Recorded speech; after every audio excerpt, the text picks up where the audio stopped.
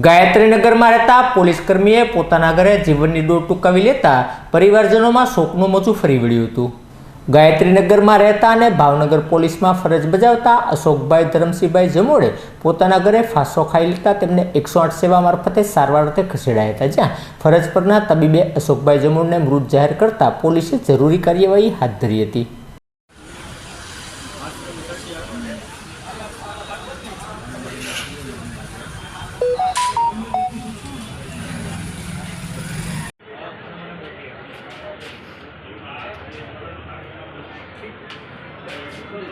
Hardik डॉक्यूमेंटो side